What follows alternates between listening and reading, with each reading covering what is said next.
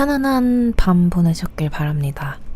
오늘은 내 자신에게 충분히 슬퍼할 시간을 주는 것에 대해 이야기해보려고 마이크를 켰습니다. 사람은 어떤 것이든 속상한 일 하나쯤은 마음속에 두고 살아가고 있다고 생각을 해요. 혹은 상심이 큰 어떤 일이 오래전에 있었는데 그로 인한 슬픔을 어떻게 해야 할지 몰라서 어영부영 살고 계시는 분들도 많이 계시겠죠. 얼마 전에 연말 식사 자리가 하나 있었어요. 와인을 몇 잔 마시고 어떤 분이랑 이야기를 나누는데 작년에 무지개 다리를 건넌 고양이에 대해 이야기를 하시면서 눈물을 펑펑 흘리시더라고요. 어떤 수술을 하다가 갑자기 심장마비가 와서 죽게 되었다고. 그런데 문제는 그분의 가까운 주변 사람들이 그 문제에 대해 어떻게 말을 해야 할지 잘 몰라서 그 주제를 계속 회피하는 사람들만 주변에 많았다는 거예요.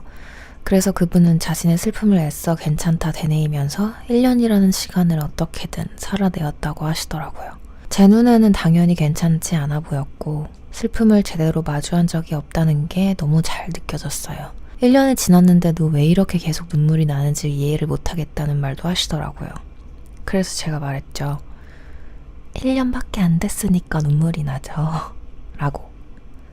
많은 사람들이 충분히 슬퍼할 시간을 내 자신에게만큼은 잘 주지 않는 것 같다는 생각을 합니다. 타인의 감정을 소중히 대하듯 내 자신의 감정을 다독이는 것도 매우 중요한 일인데 말이죠.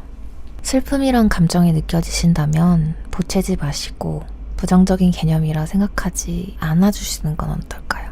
저에게는 다행스럽게도 저의 슬픔을 저보다 소중히 대해주는 사람들이 주변에 있었던 것 같습니다. 너무 조급하지 말라고 이럴 때일수록 내 자신만을 생각하라고 이야기해주는 사람들이 감사하게도 참 많았습니다. 하루에도 수시간을 남들에게 친절하려 애쓰면서 내 자신에게는 친절할 수 있는 시간이 정작 없는 게 말이 되나요? 분명히 나에게 중요했으니까 슬픈 거일 텐데 왜 우리는 우리 자신에게 그렇게 야박한 걸까요?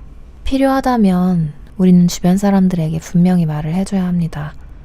시간이 좀 필요하다고. 본인의 감정을 먼저 챙겨주세요. 그래야만 합니다.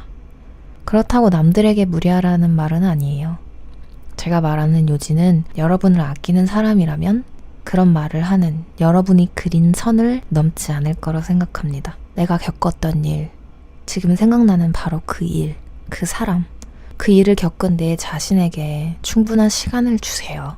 그것이 나에게 중요했던 만큼, 진심이었던 만큼, 혹은 그것이 나에게 치명적이었던 만큼 깊고 긴 시간이 필요할 수도 있습니다.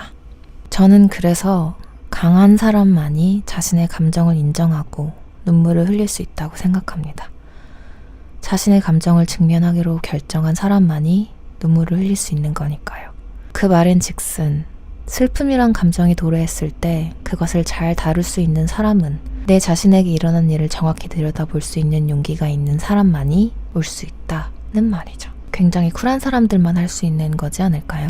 시간이 좀 걸리겠지만 그래도 괜찮아 라고 말해주세요. 시간이 분명 걸릴 거예요.